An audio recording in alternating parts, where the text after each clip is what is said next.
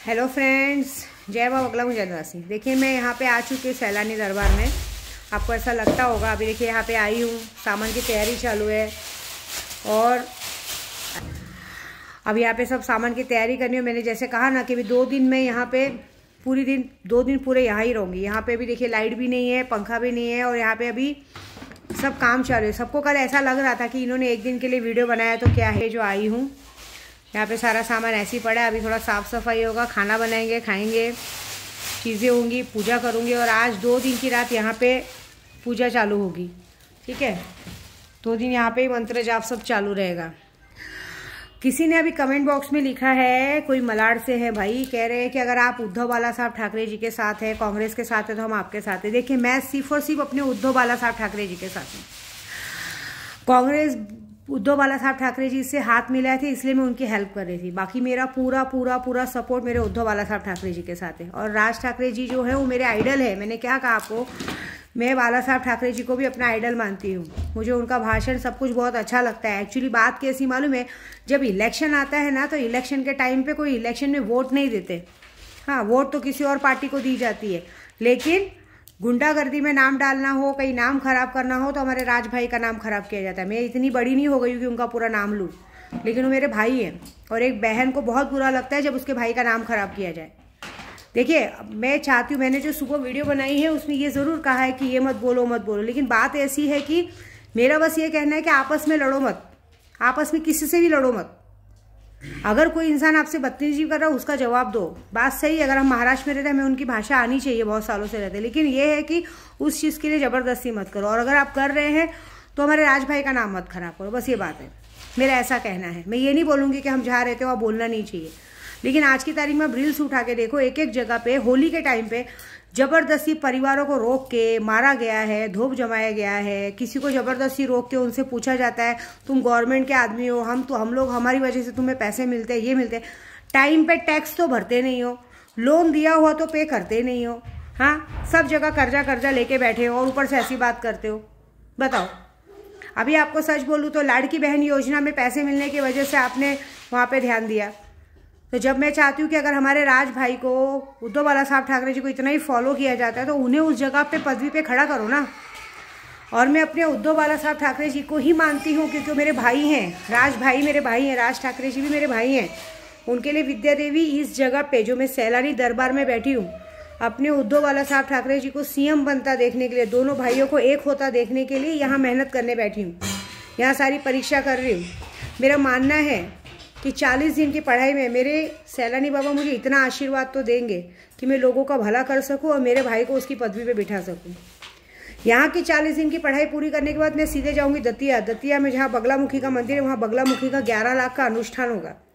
देखती हूँ कैसे भगवान मेरी नहीं सुनते। मैं कपड़ों के जैसे लोगों को बदलने में बिलीव नहीं करती और मेरा पॉलिटिक्स से कोई लेना देना नहीं है दूर दूर तक। मैं सिर्फ बाला साहब ठाकरे जी को अपना आइडल मानती हूँ, उनके जैसा रहना जीना खाना पसंद करती हूँ। बस इसके लिए मैं अपने उद्धव बाला साहब ठाकरे जी के साथ हमेशा हूँ, ना कोई पैसे के लालच में, ना किसी चीज़ के लालच में। मेरा मानना है कि उनको उनकी जगह पे वापस पहुँचाना है। जिन लोगों ने उनके साथ गद्दारी की थी, उनको उनकी सज़ा दिलानी है बस। बाकी मेरा कोई इंटेंशन नहीं है कि मुझे करोड़पति बनना है या मुझे वो बनना है।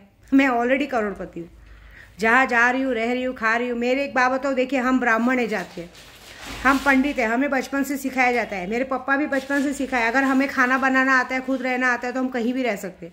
विद्या देवी को खाना बनाना भी बेस्ट आता है, सिलाई बुनाई कढ़ाई सब आती है और पंडिताई भी बहुत अच्छी से आती है। ब्राह्मण जात की हूँ, भगवान ने इतना अच्छा जन्म दिया है कि ब्राह्मण जात में जन्म लिया है। मैं अगर किसी मंदिर में पंडिताई करने भी बैठ जाऊँ ना, तो 1 साल बाद आपको मैं बंगले में दिखाई दूंगी। अगर मैं किधर खाने का होटल भी बना के बैठ जाऊँ ना, तो भी 1 साल बाद आपको 5 स्टार होटल खुला हुआ दिखेगा मेरा। ये बात याद रखिए। इतनी सारे चीज़ें और इतने सारे गुण मुझे आते हैं ना कि मैं कभी भूखी नहीं रह सकती, और इसके लिए मुझे किसी का सपोर्ट भी नहीं चाहिए। थैंक यू सो मच, आपने कहा कि हम आपके साथ हैं, अच्छी बात है रही है, लेकिन जहाँ तक मैं जानती हूँ मुझे किसी के सपोर्ट की ज़रूरत नहीं है। मैं 1 मैन शो काफ़ी हूँ। मेरा सपोर्ट करने के लिए मेरे सैलानी बाबा है, मेरे मस्तान बाबा है, मेरे ख्वाजा जी है ना मेरे नाज उठाने के लिए, मेरी माँ विंध्यवासिनी है। दतिया जा रही हूँ, बगलामुखी इष्ट है, कामाख्या से दीक्षित पंडित हूँ मैं। कामाख्या की तंत्र विद्या में नंबर 1 टॉपर हूँ मैं। 100 में से 100 नंबर मिला है मुझे। मेरे तंत्र मंत्र विद्या का आज तक कोई काट नहीं कर पाया, एक बात याद रखिए।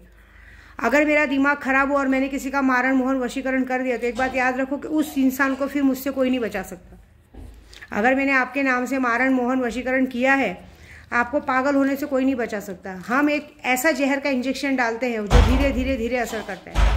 कितने लोग हैं जो मेरे बारे में गलत बोलते हैं ना कि आज अरे ये तो फ्रॉड है, ये तो ये है।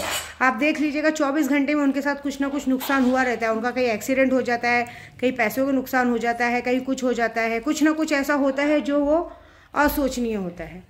मुझे उससे कोई फ़र्क नहीं पड़ता है, क्योंकि मेरे को क्या है, मैं अपने पूजे में लगी हूँ। बाकी सबको देखने के लिए शक्तियाँ बैठी हैं ना, ऐसी बात है।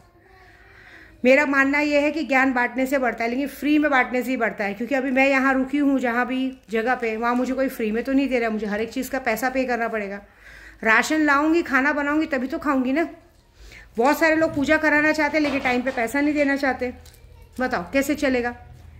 आज तो फाइनली मैं अपनी गाड़ी भी भेज रही हूँ, जिस गाड़ी से है वो भी भेज रही हूँ, क्योंकि भाई मैं अपना खर्चा उठाऊँ कि सबका उठाऊँ। मैं गाड़ी का भाड़ा भरूंगी, ड्राइवर का खर्चा देखूंगी, उनके रूम का खर्चा देखूंगी, उनका खाने पीने का देखूंगी, तब ये शहंशाह वाली बात होगी ना। अभी मैं अपने बल पे अपना काम देखूंगी, तो भी मैं अपने साथ एक आध लेडीज़ लोग को लाती हूँ कि भाई मेरे साथ मदद में काम आ जाएंगे। ये पूजा पाठ, ये सब तंत्र मंत्र विद्या आसान नहीं होता। अभी आज ही किसी लेडीज़ ने मुझे दिल्ली से मैसेज किया था कि मुझे जायफल योनि वशीकरण कराना है, लेकिन उसे पैसे नहीं देने। उसने कहा कि आप मुझे कुछ ट्रस्ट तो दिलाइए कि हमारा पैसा नहीं डूबेगा। देखिए, ट्रस्ट तो सबसे बड़ी चीज़ है कि मैं यूट्यूब पे बैठी हूँ। मैं आपके 50,000 लाख 2 लाख के लिए अपना यूट्यूब चैनल बंद करके तो नहीं भागूंगी। मैं यहीं पर रहूँगी, मुझे डेली वीडियो बनानी है। मैं हमेशा चाहूँगी कि लॉकडाउन कभी ना लगे। लॉकडाउन नहीं लगेगा तो लोग बैठेंगे, काम कराएंगे। भाई एक के ज़रिए, एक दूसरे के ज़रिए हम पूजा पाठ करके अपने लिए अच्छा खाना सब कुछ कर सकते हैं, लेकिन एक ज़रिया, भगवान शक्ति है, हमें एक ज़रिया बनाता है, एक दूसरे से जोड़ता है। पैसा उगता नहीं है, राशन उगता है, आलू प्याज उगते हैं, पैसे से ख़रीदा जाता है। पैसा हमें कमाना पड़ता है, वो शक्तियाँ हमें हाजिर करके नहीं देंगी। पैसे के लिए मेहनत करनी पड़ती है। मैं पंडित हूँ, मैं आपका काम करके दूँगी। आप दुखी हो, आपकी जो प्रॉब्लम है वो मैं सॉल्व कर सकती हूँ, और मेरी जो प्रॉब्लम है वो आप सॉल्व कर सकते हैं। ऐसे एक ज़रिया बनता है।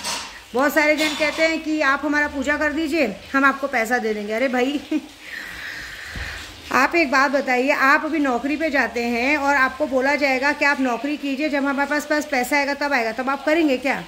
पता है इंसान मन से काम कब करता है? जब इसका हाथ में 2 पैसे रहते हैं। जब तक 2 पैसे का लालच नहीं, कोई काम नहीं करेगा। अभी मेरे साथ जो गाड़ी आई, ड्राइवर आए, अगर मैं उन्हें कहूँगी कि भाई मैं आप मेरे साथ काम करो, मैं पैसा नहीं दूंगी, जब मेरे पास पैसा आएगा तब दूंगी, तो करेंगे क्या? उनकी भी बीवी बच्चे हैं, घर परिवार है। ऐसे नहीं होता है भाई। और मैं तो ऐसी हूँ। मेरे पापा ने एक बात सिखाई है, पर्स में पैसे रहे ना रहे, चेहरे की स्माइल नहीं जानी चाहिए। बाजू वाले को भी पता नहीं चलना चाहिए हमारे पास पैसे है कि नहीं। मैं अपनी आयपत में जीने वाली औरत हूँ। मुझे लगा कि भाई मैं खर्चा नहीं उठा सकती, मैं गाड़ी और ड्राइवर भेज रही हूँ। जब 40 दिन यहीं रहना है तो 40 दिन बाद आएंगे। मेरी गाड़ी खड़ी है बॉम्बे में। जब मुझे लगेगा 40 दिन बाद मुझे घर के लिए रवाना होना है तो बॉम्बे से गाड़ी आ जाएगी मुझे लेने के लिए। तब तक यहाँ विद्या देवी शान से है, मेरा ध्यान रखने के लिए है ना। मेरे सोएब भाईजान, पूरा सैलानी मेरा ध्यान रखेगा। मुझे तो खाने पीने किसी चीज़ की कमी नहीं है, लेकिन नहीं, मैं अपने उद्धव बाला साहब ठाकरे जी को सीएम की पदवी बिठाने के लिए सारे कष्ट सहूँगी। यहाँ लाइट ना रहे, कुछ ना रहे, करूँगी, रहूँगी। देखो लाइट आ गई ये शक्तियों का कमाल है। मेरे नखरे उठाने के लिए मेरे सैलानी बाबा बैठे हैं, और बाद में मेरे नाज उठाने के लिए मेरे उद्धव बाला साहब ठाकरे जी आएंगे। क्यों? क्योंकि उनकी बहन उनके लिए कष्ट सह रही है। आप क्या करोगे किसी के लिए? बहुत ज़्यादा से ज़्यादा क्या करोगे बताओ?